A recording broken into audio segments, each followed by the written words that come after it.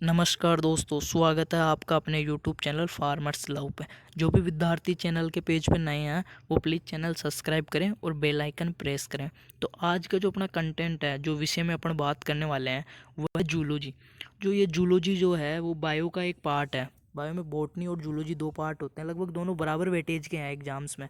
तो आज अपन जूलॉजी के सिलेबस के बारे में बात कर रहे हैं। काई का सिलेबस जो नीट प्री मेडिकल है, जेट है, आईसीआर है, बीएचयू है, यूपी कैट है, बोर्ड एग्जाम्स हैं, इनमें मतलब जूलॉजी का जो सिलेबस की जो रूपरेखा है वो क्या रहती है और किस प्रकार से क्वेश्चन आते हैं, क्या अपन क्वेश्चन सिलेबस है, किस प्रकार से कौन कौन से चैप्टर अपने को स्टडी करने हैं।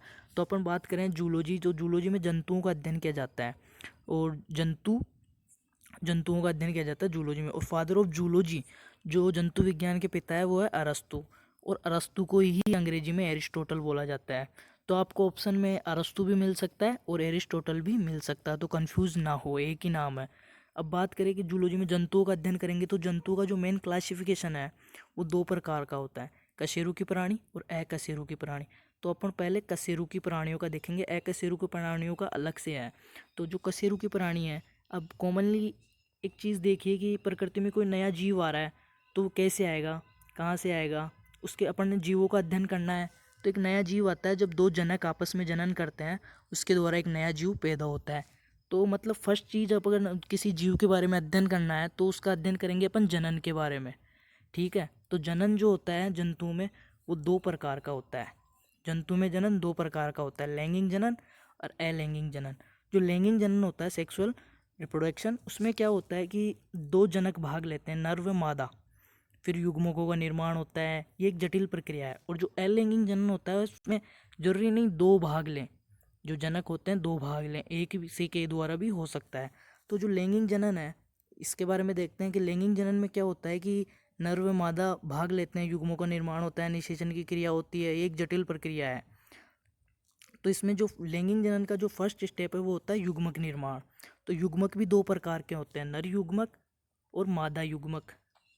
ठीक है, नर युग्मक मादा युग्मक। तो जो नर युग्मक होता है उसको बोलते हैं शुक्राणु, और जो मादा युग्मक होता है उसको बोलते हैं अंडाणु। और जब ये दोनों मिलते हैं तो बन जाता है युग्मनज, और फिर होती है निषेचन की क्रिया। तो निषेचन भी दो प्रकार का होता है, बाह्य निषेचन और आंतरिक निषेचन। तो ये हो गया युग्म जनन के बारे में। अब अपन ने ये देख लिया कि जनन हुआ, नया जीव उत्पन्न होने के लिए पहले जनन होना जरूरी है।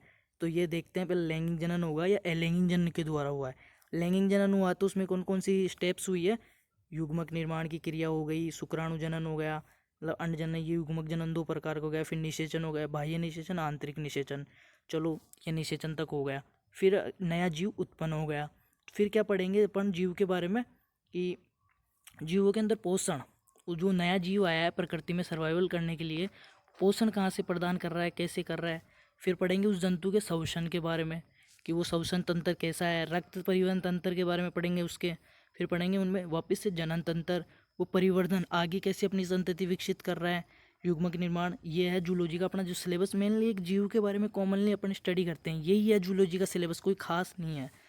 ठीक है, तो जो अपनी फर्स्ट क्लास होगी उसमें अपन क्या क्या देखने वाले हैं कि एक तो ये जनन के बारे में प्लस युग्मक निर्माण। युग्मक निर्माण में क्या क्या देखेंगे, शुक्र जनन, जो नर युग्मक है शुक्राणु जनन, स्पर्मेटोजेनेसिस बोलते हैं इसके बारे में, इसका जनन, शुक्राणु जनन के जो चरण है, स्टेप्स कौन कौन सी है जो नर युग्मक बनने की, प्लस जो नर युग्मक की जो संरचना है वो देखेंगे। और जो शुक्राणु जनन, नर युग्मक शुक्राणु है, उसके जनन का क्या महत्व है, और इसके जो भी मोस्ट इंपॉर्टेंट क्वेश्चंस है उनके बारे में डिस्कस करके उनको सोल्व आउट करेंगे।